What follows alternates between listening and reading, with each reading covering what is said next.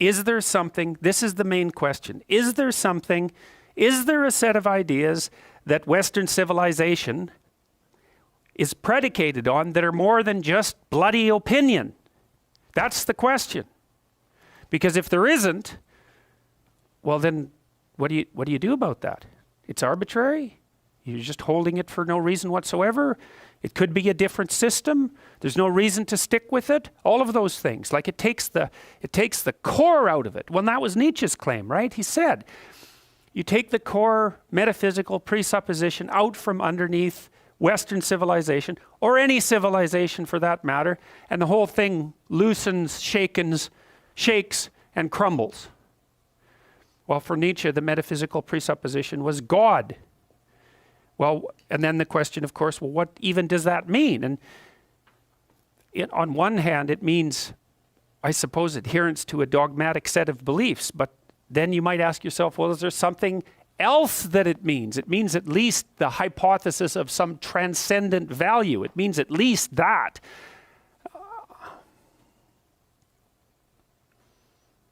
So, Nietzsche announced the death of God. And so one of the consequences of that, Dostoevsky was working on exactly the same set of ideas. And in Crime and Punishment in particular, which is a book, like it's a necessary book. That's the thing. There's a number of books that were written in the last 120 years that you really have to read. And Crime and Punishment is one of them. And I think the Gulag Archipelago is another. And probably Beyond Good and Evil is another. But, Dostoevsky and Nietzsche were writing in parallel. It's remarkable how much their lives intertwined. And Nietzsche knew more about Dostoevsky than is generally known. There's been some recent scholarship indicating that. But in Dostoevsky's book, Crime and Punishment, he has his main character, Raskolnikov, decides that he's going to commit a murder. And he has very good justification for the murder. And Dostoevsky's very good at this. He puts his characters into very, very difficult moral situations and gives them full justification for pursuing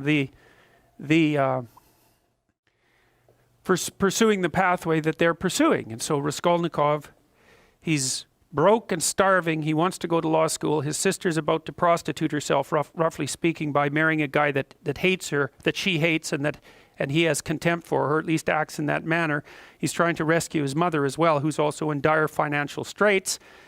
He goes to a pawnbroker to pawn his meager possession so that he can continue to scrape by. And she has this niece, I believe it's her niece, that's not very bright, who she basically treats as a slave and is horrible to. And so the pawnbroker has this money. Raskolnikov is in dire need. He thinks, look, I'll just kill her, because why the hell not? I'll take her money. She's not doing any good with it anyways. I'll free her niece, who's just lurking as a slave. She's got all these other people tangled up in her pawnbroker schemes. All that'll happen is the world will be a better place. And the only thing that's holding me back is conventional moral cowardice. And, Dostoevsky has his character in Crime and Punishment go through days, hours and days and weeks of intense imagination about this, rationalization about this, trying to justify himself, placing himself outside the law so that he can perpetrate this act, and telling himself with all the best nihilistic arguments that the only possible thing that could be holding him back is an arbitrary sense of indoctrinated morality. And so Dostoevsky explores that. He does commit the murder, and then of course all hell breaks loose because things don't necessarily turn out the way that you want. He gets away with it, however. Well, he gets away with it technically because no one knows he did it. But he doesn't get away with it in relationship to his own conscience. And so the rest of the book explores that. Well, Dostoevsky, I believe it was in Crime and Punishment, although he makes the same point in many of his books, he makes a very fundamental point. And this is the kind of point that I think that people who haven't investigated these matters down this particular literary and philosophical pathway never grapple with. Dostoevsky said straightforwardly, if there's no God, so if there's no higher value, let's say, if there's no transcendent value, then you can do whatever you want.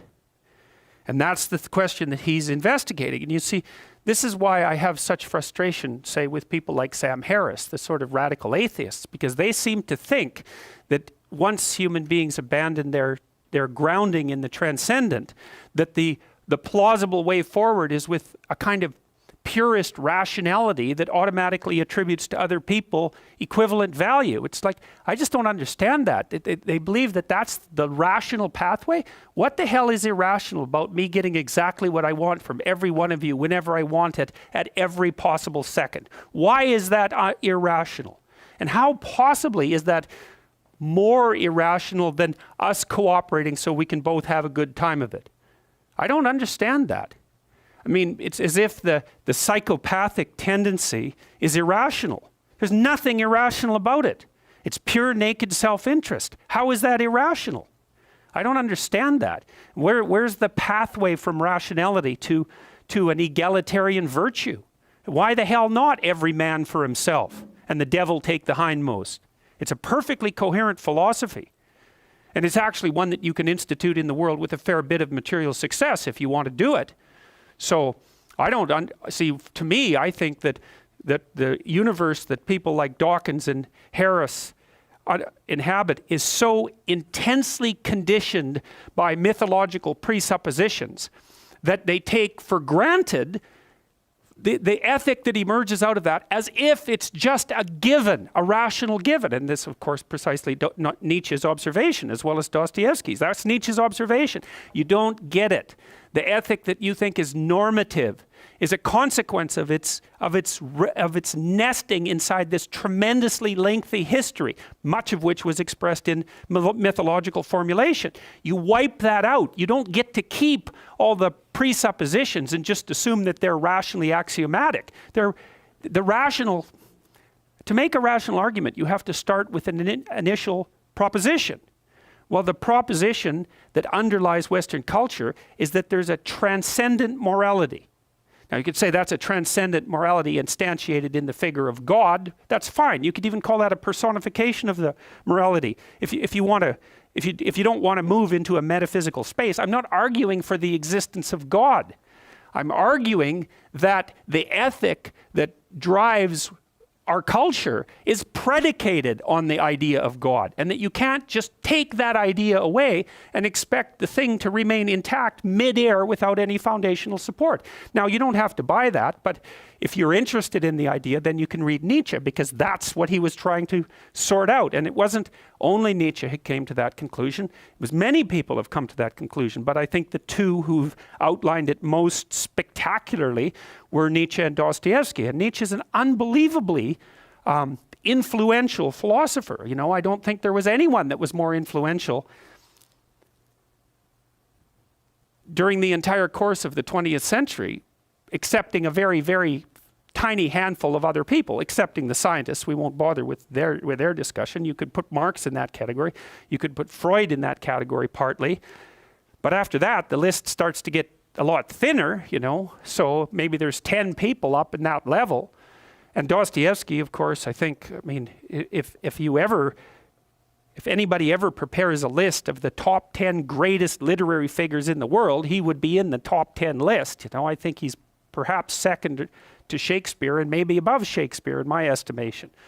So these aren't trivial people we're talking about, and they weren't dealing with trivial issues.